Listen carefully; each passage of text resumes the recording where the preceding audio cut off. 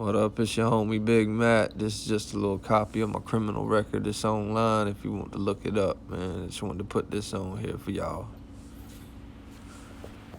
Yeah, what's up, fam? It's your homeboy Big Matt from NC. You know what time it is. It's early in the morning, man. Just woke up. My sinus is messing with me a little bit, man. The azaleas is blooming and stuff.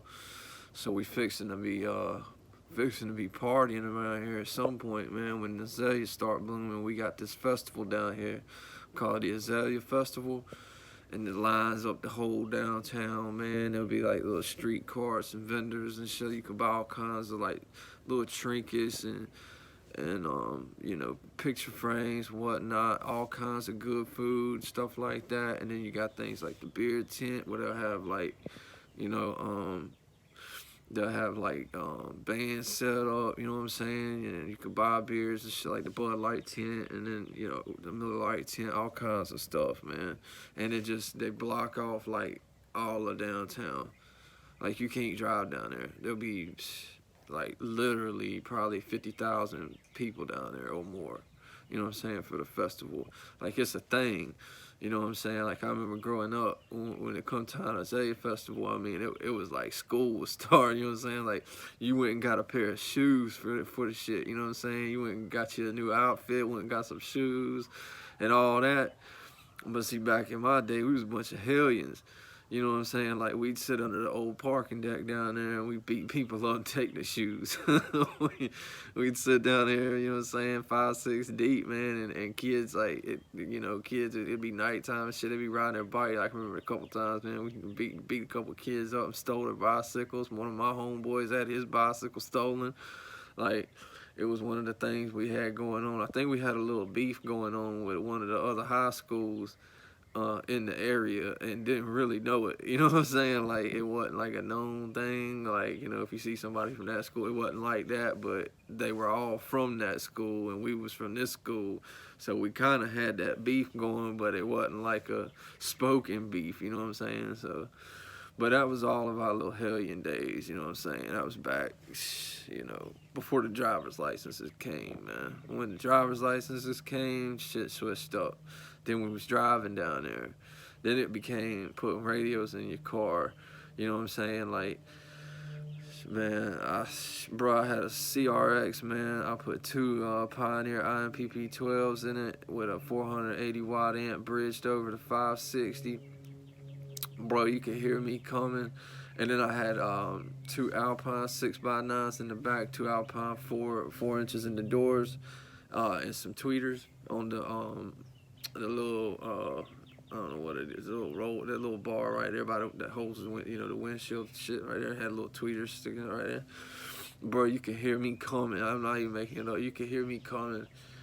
Like, I would say you can hear me coming at least a mile away. If I had the radio all the way up, you could start hearing me coming from a mile down the street. And then when I got up on you, like if I pulled in your driveway with my shit all the way up, your windows was rattling. Like, that's how it was. Like, I'd have to turn the radio down there all the way off to pull in somebody's driveway, you know what I'm saying? Like, so it turned into that, and then that's when we started putting lights all on our cars. And here's a little funny story for you, man. It's a DUI story that I got. I bought a car, right? I had a Nissan. It was after I had the CRX, man. I wrecked the CRX, bro. I wrecked it, and I on some Xannies and drinking a lot, like a lot of Xannies and a lot of drinking. And I'll never forget it either, man. I was driving down the road in the CRX, and I was coming up to the overpass, right? And I remember, I don't know why I did it. Nobody knows why they do anything when they're drinking and on Xanax, right? But I thought to myself, I can remember thinking to myself, I'm gonna shut my eyes for just a second, see if I can open them back up. Nope. Shut them eyes before I didn't wake back up till I wrecked.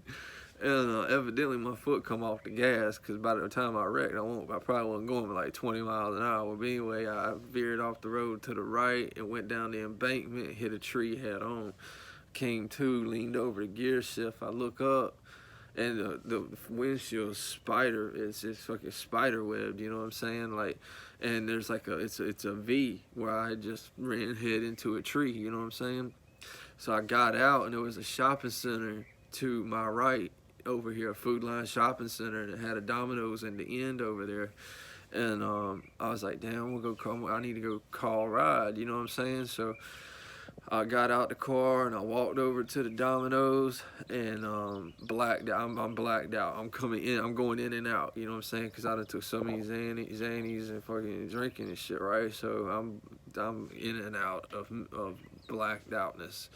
And I walk into Domino's, and according to the people in the Domino's, because I know them people, man, I was so fucked up. I couldn't hardly walk. Like, I couldn't talk straight. Like, it was like, anyway, they gave me the phone. Luckily, one of the assistant manager lady there is a lady that I had known, like, damn near my whole life. Like, she was there when I was born. You know what I'm saying? Like, she was my mom, good friend, and all of that. And, excuse me for a sec. And so she pulled me on in there, and she was like, what happened? You know, what happened? This is what they tell me, because I'm blacked out at this point. She's like, what happened? What happened? And I was like, I told her, I was like, I wrecked the car right up there. I need to call Mike to come get me. Mike's my brother. So he's my blood brother. So I called my brother, and he comes. As he, I woke his ass up, and he's getting ready to come get me and shit. And I hang up, and I'm walking back up to my car. And this is a part, then I can remember this part. I look up, and as I'm walking through this big parking lot back up to the embankment where my car's at, I see flames coming up, and I can already see blue lights.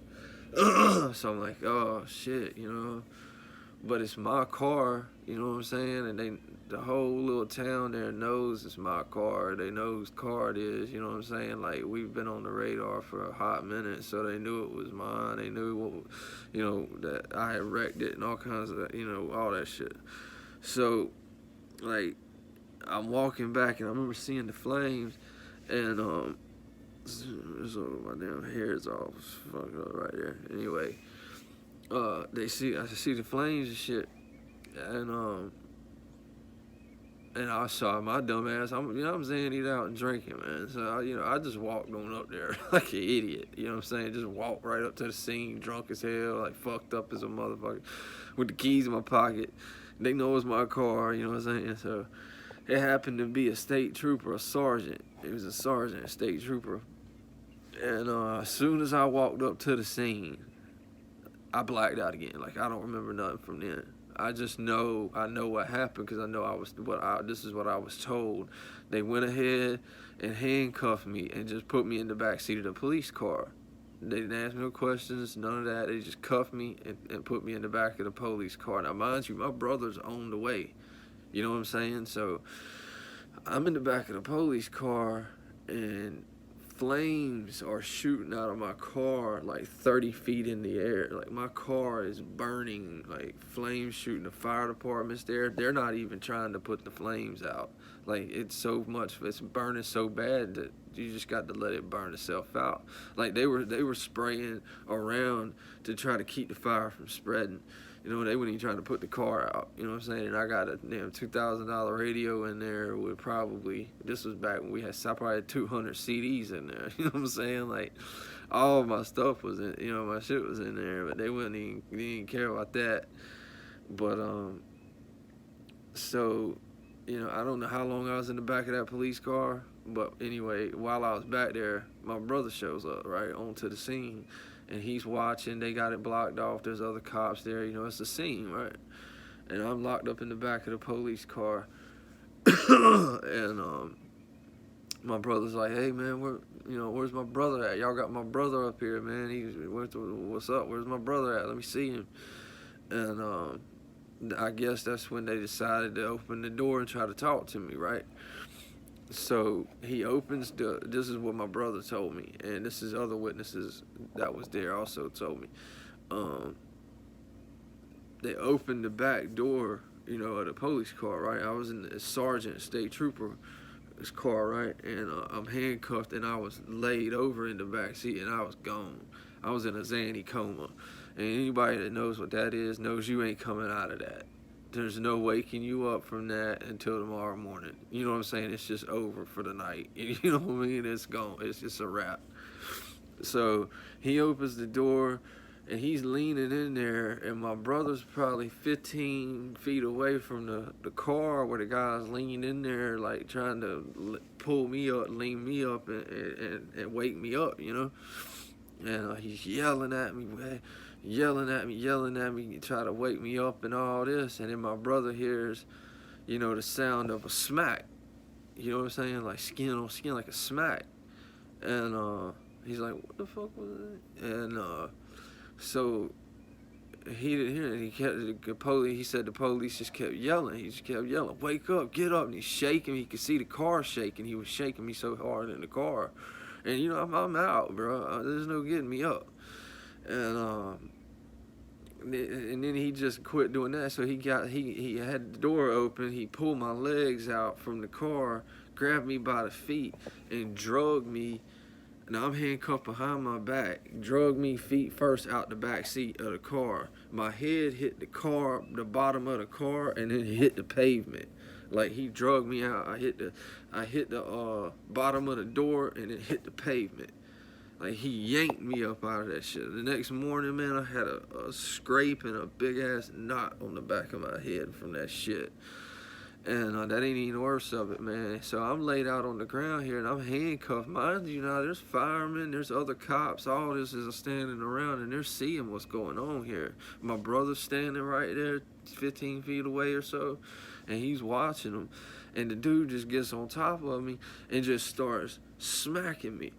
Hey, wake up, and grabbing me by the shirt and throwing me back down to the ground, smacking me, wake up, throw me back down to the ground, smack me, wake up, and then finally, after about 3 or 4 of them, excuse me for a second,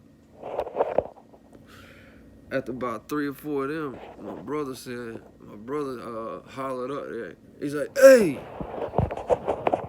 if I see you do that shit one more time, you're going to be taking 2 people to jail because I'm going to come smack your motherfucking ass. So then he just left me alone after that, you know what I'm saying? So I wake up the next morning, and then, well, you know, when my brother said that, you know, of course the cop comes over there, are you threatening a police officer, blah, blah, blah, blah, blah. He's like, I ain't threatening shit. You over there beating on my brother. You can tell he's out, man. He ain't waking up. I mean, what are you doing? You're just beating him for no reason. And that wasn't the first time I got beat by the police, just on some bullshit either. And so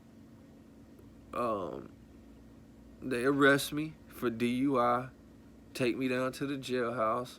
I bonded on out. Now I'm blacked out. I'm in the coma, bro. I'm out all the way. Like I don't know how my people knew I was. Well, of course my brother probably told them and all of that. So that's how I got out. But like I literally woke up the next morning at my mother's house, like all the way at the other end of the next county over, like where she at her house, because I lived over here, like in this town. She lived all the way at the other end of the county. You know what I'm saying? So I woke up at my mom's house. I'm like, why am I here? You know what I'm saying? Like I woke up in my room there, and I'm like, why am I here? Like, and I walk out the room, and I look out the kitchen window, like bay window, and I'm not seeing my car in the driveway. And I'm like, what the heck's going on? So I walk back and I look into the living room, and I'm like, and my mom and stepdad's in there, and I'm like, hey, where's my car at? You know, like an idiot. Like, where's my car at? Because I didn't remember nothing. You know, you coming out of that stupor, right? And my stepdad, and all his assholeness, he's like, you don't remember what you did last week, son? Or last night, son? I said, no, excuse me, man. He said, you don't know what you did last night? I said, nah, what happened? And he was highly pissed. He was like, you totaled your car, you got a DUI, boy. I mean, just railing into me, you know what I'm saying? And I'm like, damn, like, shit, bro. And then it kind of like bits and pieces start coming back together, you know what I'm saying? And you start remembering little bits and pieces, which is still all I can remember to the day because I was in a Zanny stupor, you know? And so that was my first DUI ever. I was underage. I was 20 years old. I wasn't even old enough to drink, you know what I'm saying? So they charged me with DUI and underage drinking.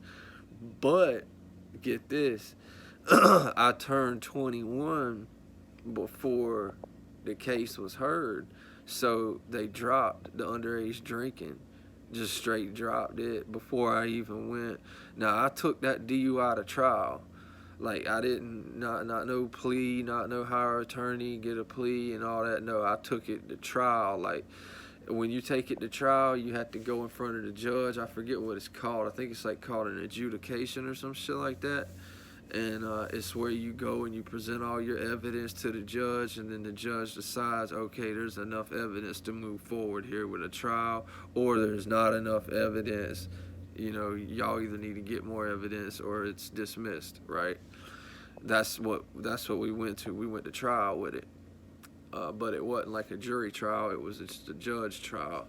And so it's me and my lawyer here, and then the DA and the police, you know, and it's like a real trial, you know what I'm saying? Like, we sitting there, and I had hired an attorney, but when I walked into the courtroom, like, he stopped me, and he pulled me to the side, and he was like, listen. This is what he said. He's like, listen, like, and this is how you know this shit's corrupt, bro. The whole system is just corrupt as shit.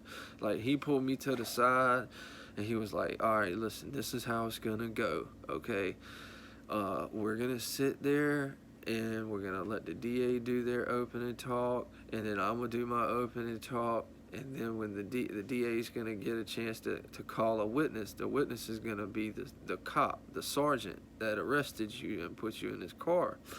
Now, they're going to call him, and he's going to get on the stand, and then they're going to ask him a few questions. And then whenever they ask him, literally, she knew, like, my lawyer was a man, the DA was a woman.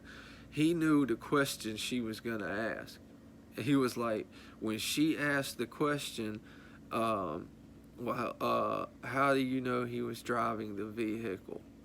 And the officer on the stand was supposed to say, well, his brother was on the scene and told us that. He said, soon as they say that, I'm going to stand up and I'm going to motion to dismiss because that's hearsay. He says, I'm going to object to hearsay, and then I'm going to motion to dismiss on lack of evidence. Because they didn't, DUI, there's two things you got to do to get a DUI, a DWI now. You got to be fucked up, and then you got to be driving, right? They got to catch you doing both of them things at the same time. You know what I'm saying? At the same time. That's the two things you got to be doing. So they caught me fucked up, but they didn't catch me driving. And whenever he locked me up and threw me in the back of the car, I was out. There wasn't no asking me no questions. I wasn't talking to nobody. I was out. I was gone. So whenever he said that, the judge looked at me, and it was a lady judge, and she like kind of gave me a little smirk. And was like, okay, I guess it's dismissed then. And I looked over, I shook his hand, I said, appreciate that, bro. And I walked out the courtroom, and from that day forward, I realized, man, this whole thing ain't nothing but a sham, bro. It's all crooked. Like, you know, he knew the questions that she was gonna ask. It was all set up, the whole thing. It was like a play. It was like freaking theater. Like, they knew the questions that they was gonna ask. They knew what they were gonna say to it. It was just all theater. It was acting. That's all it was.